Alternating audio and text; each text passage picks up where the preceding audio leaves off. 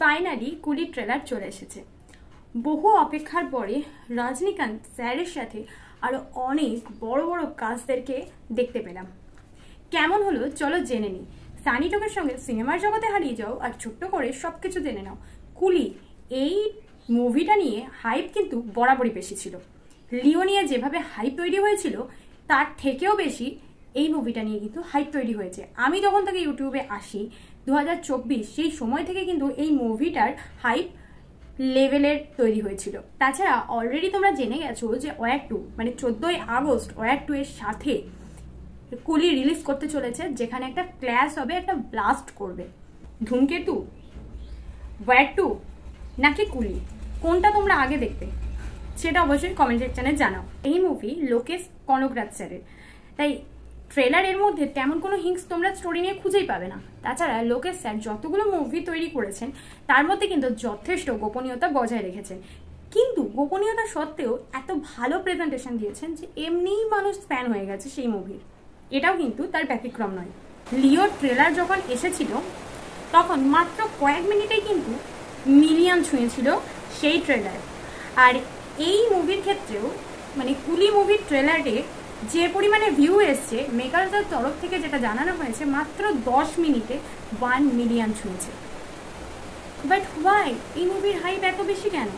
First reason হচ্ছে Rajinikanth sir, second হচ্ছে Lokesh sir, third হচ্ছে অনিরুদ্ধের গান, আর ফাইনাল এবং লাস্ট রিজন হচ্ছে আদার কাস্ট। মানে এখানে আমির খানকে দেখতে পাচ্ছি, আমরা নাগার্জুনাকে দেখতে পাচ্ছি, এছাড়াও সত্যরাজ স্যার কিংবা শ্রুতি হাসান, এছাড়াও আরও বড় বড় কাস্টদেরকে আমরা দেখতে পাচ্ছি। সব কিছুই যখন এতটা হাই, তাহলে স্টোরি লাইন আর প্রেজেন্টেশন যদি পারফেক্ট হয়ে যায় তাহলে তো জাস্ট বোম ব্লাস্ট হবে। ট্রেলারে তেমন কিছু জানা যায়নি, প্রথমেই বললাম। তবে টিজার যখন এসেছিল সেই সময় আমরা দেখেছিলাম চারিদিকে শুধু সোনা আর সোনা, সোনা মিনস গোল্ড। তাই এটা বলা যেতে পারে যেখানে গোল্ড স্মাগলিংয়ের কোনো স্টোরি বেসে এই মুভিটা হতে চলেছে, যে স্মাগলিংকে কেন্দ্র করে বেশ কয়েকটি গ্রুপ থাকবে। সেই গ্রুপের সঙ্গে কোনো না কোনো কারণে শ্রুতি হাসানের বাবা ফেঁসে যাবে এবং তাকে বাঁচাতেই রজনীকান্ত স্যার ব্যাক করবে। একটা জিনিস তোমরা ভালো করে ট্রেলারে লক্ষ্য করবে যে রজনীকান্ত স্যারের বন্ধু এবং শ্রুতি হাসানের বাবা দুজনেই একই ব্যক্তি, কিন্তু সে কে সেটা তো আমরা মুভি দেখলে বেশি ভালো করে বুঝতে পারবো।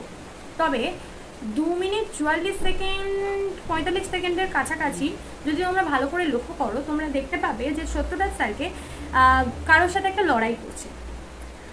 হতে পারে তার কাছে এমন কোনো গোপন খবর রয়েছে যেটার জন্য সেই স্মাগলিংয়ের যে গ্যাং রয়েছে তাদের ছেলেরা তার পিছনে হাত ধুয়ে পড়ে আছে। বাকিটা কতটা সত্যি বা মিথ্যে সেটা তো আমরা মুভি এলে বুঝতে পারবো। তবে রজনীকান্ত স্যারের একটা আলাদা ব্যাক স্টোরি তো থাকছেই, কারণ এরকম টপিকের ওপর মুভি মানে কোনো না কোনো ব্যাক স্টোরি থাকবেই। তো 14ই আগস্ট রিলিজ করছে মুভিটা। আমি তো ফুল কনফিউজড কোনটা আগে দেখবো। তোমরা কমেন্টসে জানাও কোন রিভিউটা আগে চাও। সানি টকের সঙ্গে সিনেমার পক্ষ হয়েছে শেষ, আবার আছে নতুন মুভি নিয়ে। তোমরা সবসময় থাকো ফ্রেশ।